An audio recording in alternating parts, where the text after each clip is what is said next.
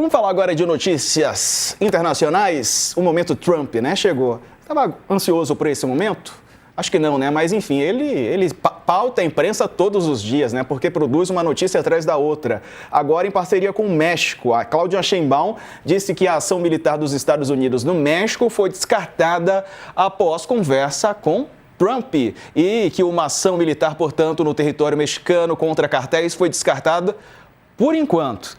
Nessa ligação, os dois trataram principalmente sobre segurança e esforços para reduzir o tráfico de drogas, e a declaração foi dada durante a chamada Mañanera, que é uma entrevista coletiva diária que virou habitual na presidência mexicana, sob o antecessor da Sheinbaum, que é o Andrés Manuel López Obrador. A presidente mexicana também escreveu nas redes sociais que os dois, ela e o Trump, discutiram ações de segurança que respeitem a soberania do México, redução do tráfico de drogas e comércio e investimento. Na publicação, a presidente disse que a colaboração e cooperação dentro de um quadro de respeito mútuo sempre produzem resultados. No domingo, Marco Rubio, secretário de Estado, conversou com o ministro das Relações Exteriores, Juan Ramón de la Fuente, do México, sobre a necessidade de uma cooperação mais forte para desmantelar as violentas redes narcoterroristas do México e interromper o tráfico de fentanil e armas, disse um porta-voz do Departamento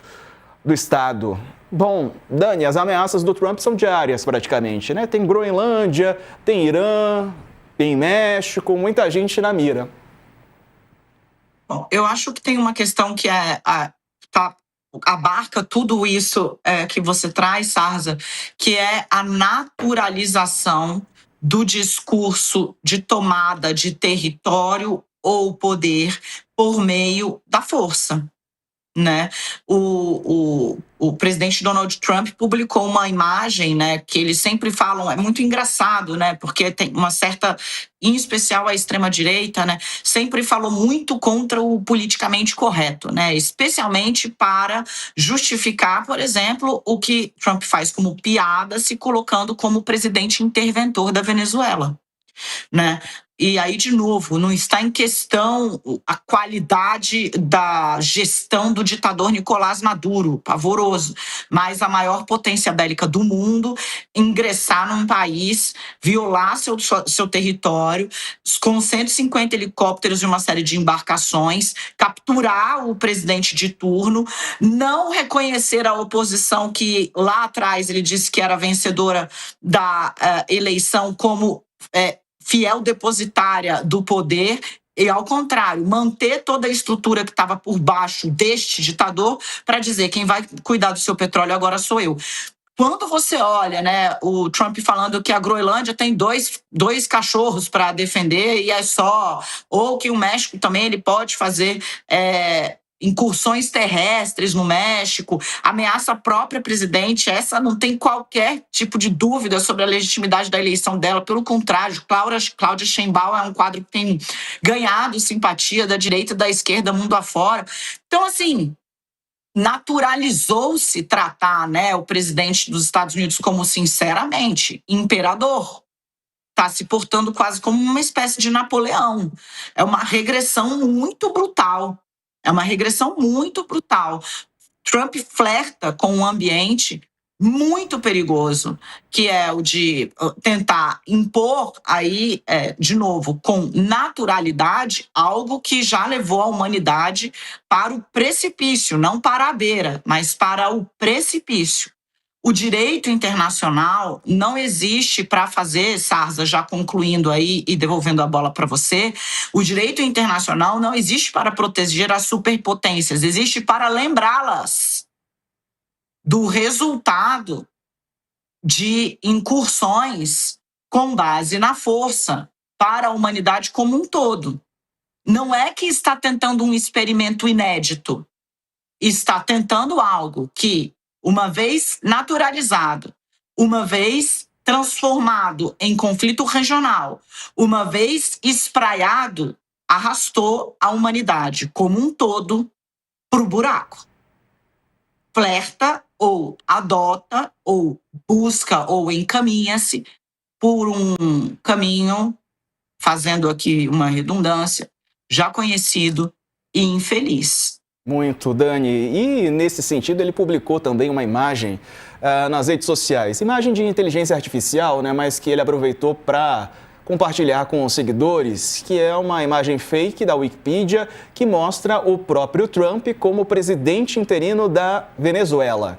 A gente sabe que houve toda aquela remoção do Nicolás Maduro, né, na Venezuela, que a atual presidente interina é uma integrante do governo Maduro, né, a Delcy...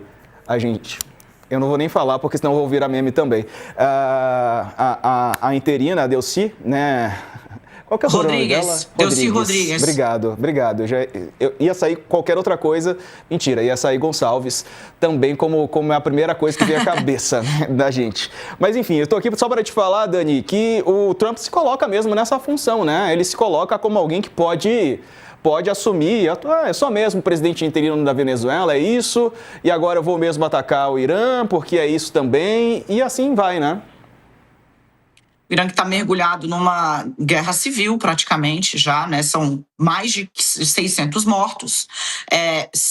Uma contagem sobre a qual a gente tem zero certeza, porque o regime iraniano é um regime teocrático, ou seja, né, é a igreja no centro de tudo, com o Ayatollah Khamenei desmoralizado, inclusive por conta da incursão, do alastramento do conflito em Gaza. Vejam como é que a gente está vindo, né? O Hamas, o grupo terrorista, invade a região de Israel, mata, estupra, queima e sequestra uma série de israelenses. Israel declara guerra contra o Hamas, mas mata mais de 40 mil civis em Gaza. Gaza fica aos escombros, o Hamas também, mas a que preço? Com as pessoas famélicas, sem ter onde encontrar comida, e sem ter qualquer tipo de infraestrutura para poder sobreviver. Estão vivendo de ajuda humanitária.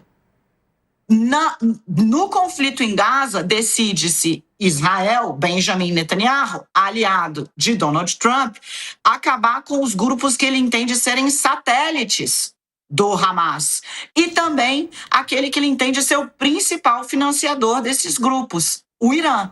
Bombardeia o Irã. E aí o conflito Irã e Israel, que, né, a gente pensava que podia ser o fim do mundo, ganha contornos ainda mais dramáticos quando, em socorro de seu aliado, que não estava passando aperto, pelo contrário, o Irã se mostrou muito mais frágil do que vendia ser, o Trump vai lá e usa a mãe de todas as bombas, salvo engano, era assim que era conhecido, um armamento pesadíssimo para, segundo ele, inviabilizar qualquer capacidade que o Irã tenha de enriquecer urânio.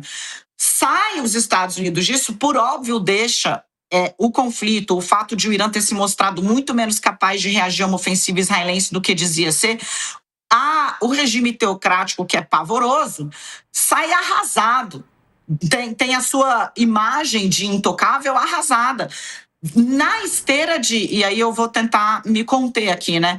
Ter a polícia dos costumes que matou uma jovem porque ela estava com o véu mal posicionado. Então a gente vem de anos em que a sociedade iraniana já se levanta de soluços em soluços contra esse regime teocrático. E agora, com a imagem arranhada, a coisa descambou de vez por lá. É nesse mundo, Diego, com a Rússia fez uma incursão brutal sobre Kiev de novo. De novo, a capital da Ucrânia, o que não é trivial. É nesse mundo tão tomado por conflito que Donald Trump vem naturalizando a ideia de que chegou lá, tirou o Maduro e agora o presidente da Venezuela é ele. Pois é, e nesse contexto ainda dramático, né, Dani? Você citou os preços. Hoje a nossa Eliana Jorge, que faz aqui um trabalho especial para o UOL, ela mostra na reportagem, por exemplo, que a caixa de ovos está custando, salvo engano, R$42, né? Isso, o equivalente a R$42. Uma caixa grande de ovos agora está a $8, é o equivalente a R$42. Estou falando do centro de Caracas. De acordo com o Banco Central da Venezuela, a cotação do dólar nesse fim de semana estava em 330 bolívares. No paralelo, chegou a 700 bolívares. Com isso, o salário mínimo do país, que antes equivalia a 3 dólares, despencou agora para 42 centavos de dólar. Dani, salário mínimo de 42 centavos de dólar é assim, para morrer de fome, né? Para morrer de fome. A situação na Venezuela é muito grave. E aí, de novo, né? O que a gente qual é a reação imediata de quem detém? A Venezuela, gente, viveu uma crise de desabastecimento. Vamos entender qual é o desmantelo do Hugo Chávez. Ideias comprovadamente erradas, quando você as adota achando que elas vão levar a um resultado diferente, costuma ser um sinal de loucura, de insanidade. É o que diz o ditado, né? Você tentar a mesma coisa que já deu errado antes, achando que ela vai levar a um resultado diferente agora, é um sinal de insanidade. É o ditado. O Nicolás Maduro, ele decidiu tabelar preço. Vamos voltar lá atrás, tá? Anos atrás. Inclusive de arroz, por exemplo. Isso não estou tirando um exemplo hipotético, é real. Há um ponto, Sarza, em que simplesmente não valia mais a pena para o agricultor plantar, fazer a semeadura, fazer a rega, fazer a poda, tirar a colheita, colocar, construir o silo, porque o preço que o governo mandava ele vender não pagava o custo da produção. Então você parou de ter arroz nas prateleiras. A crise começa a ficar evidente a partir daí. De lá para cá, o desmantelo da economia na Venezuela é evidente. O problema é a intervenção feita pelos Estados Unidos levou uma melhora na vida da população? Não. O efeito imediato de quem detém diante da incerteza, eles não sabem nem quem manda no país. O presidente dos Estados Unidos está fazendo piada dizendo que é ele e falando sério dizendo que é ele que vai explorar, que é ele quem vai gerenciar e que é ele que vai dizer aonde será investido o dinheiro do petróleo. Na incerteza que você faz, você puxa o freio. Quando você puxa o freio, o preço vai para onde? Para o céu. Assim, e a gente que viu, num primeiro momento, por conta da expectativa dos venezuelanos de que a coisa fosse melhorar, não haver uma crise humanitária migratória, agora já percebe, por exemplo, o governo brasileiro tendo de mobilizar mais efetivos para ficar atento ao que vai acontecer nas fronteiras, principalmente ali em Roraima, onde tem um grande centro de acolhimento aos venezuelanos que estão fugindo da fome. Fala, querido. Você tem uma apuração sobre o governo Lula, né, nesse contexto de ingerências do Donald Trump? Porque começou um debate, ele ainda é muito de bastidor, é um debate ainda muito técnico, fechado entre aqueles que estão acompanhando a evolução dia a dia, né, dessa escalada de tensão. E eu não falo só de Trump, mas é que quando você tem os Estados Unidos se envolvendo, é meio inédito o que está acontecendo, tá?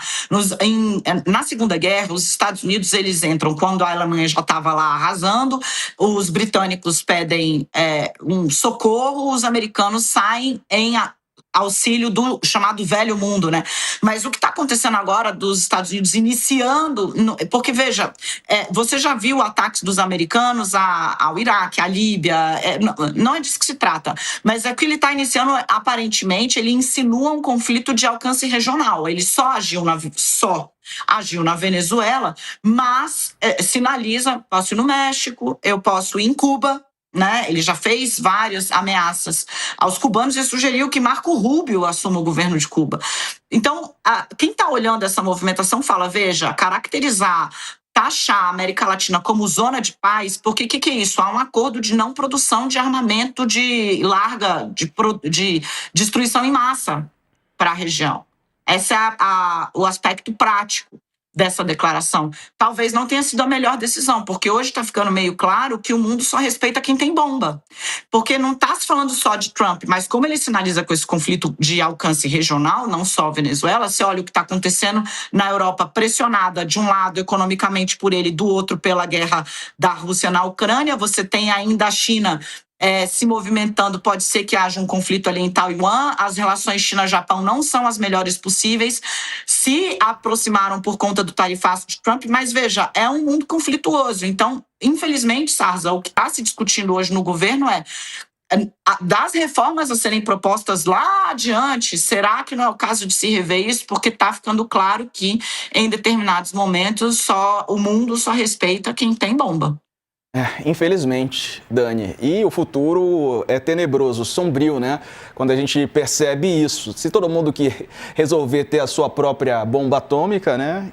Quem sobrará, né? Fica difícil. Não tem esse ditado, querido, desculpa, eu sei que a gente tem que ir, que diz que é atribuído a Einstein, né? Que é a segunda, a gente sabe como vai ser a Segunda Guerra Mundial, a terceira será certamente de paus e pedras, porque vai sobrar nada. É isso aí, Dani. Beijo pra você, minha amiga. Uma ótima semana. Valeu. Pra nós, vambora. Vambora.